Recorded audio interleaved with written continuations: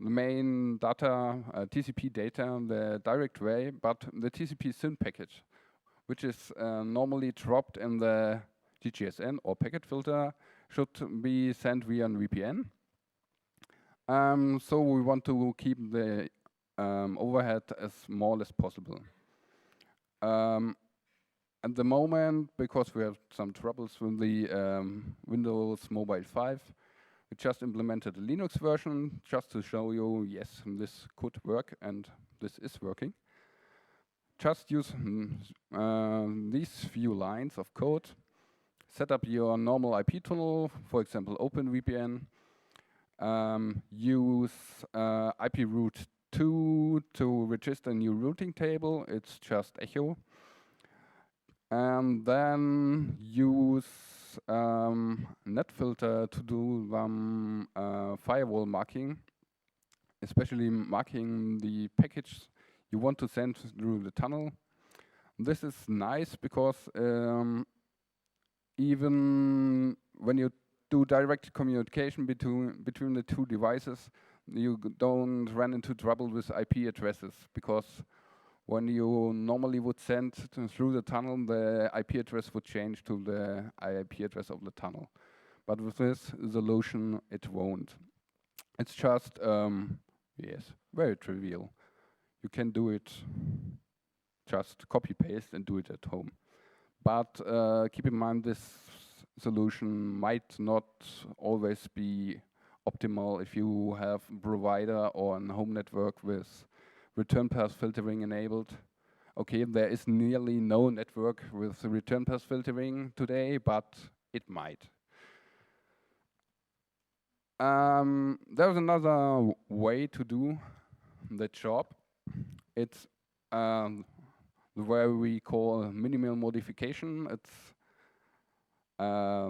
dedicated to Ambendus, somewhere in this room.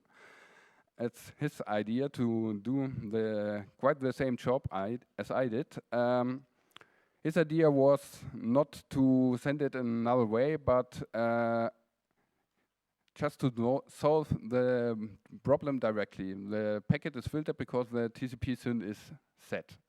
So just you could remove it, but then you might run into troubles with some filters who to do stateful packet filtering or something else, or who just look at packages and see, oh no, TCP option set, this might be a strange packet and I will drop it.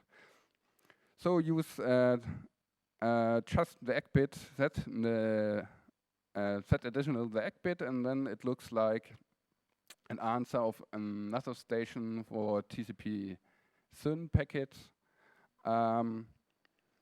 Normally, as far as we know, even the Vodafone GGSN accepts this packet. On both sides, you use the NetFilter connection tracking to do your recreation of the SYN bit or removing of the ACK bit. Because when you get a package and there is a SYN ACK bit set, but connection tracking says, I don't know this connection, then you know, oh, this could perhaps be a packet of mine, and I will just remove the ACK bit again and send it again to me. And oh, yes, cool. Now we have a connection setup request.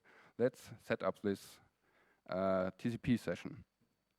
The hard stuff is done inside two Perl libraries. It's called NetPacket and IP tables.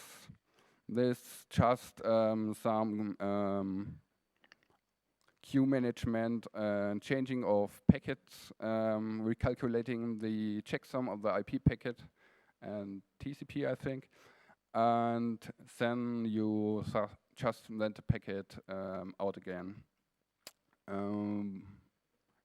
The code will also be available on the normal web link.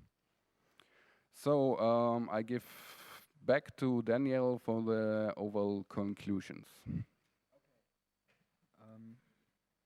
Hello? Maybe we... Okay, yeah, now it's working. So, what did we learn about UMTS? UMTS is a great technology for counting charging, and with HSDPA and HSUPA, which is the uplink version of the HSDPA, perhaps is even good using it. If there are any IP filter delays and special charging in the future, we want to find ways to deal with them today before they are set up, probably before they are set up, and they will come. This could lead to an automatic creation of traffic delay maps and adapting our packet flow by using a minimal modified packet. And the big hammer solutions like VPNs are not always the best approach, and smarter techniques, smarter technologies should be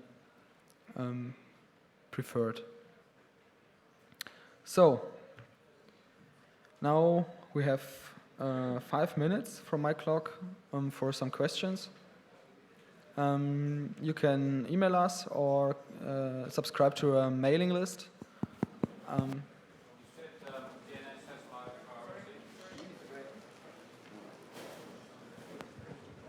Yeah, you mentioned that DNS seems to have higher priority. Did you try setting up an NSTX proxy? You know, where you proxy your packets through DNS text messages? No, we did not test it. Yeah, you should try that.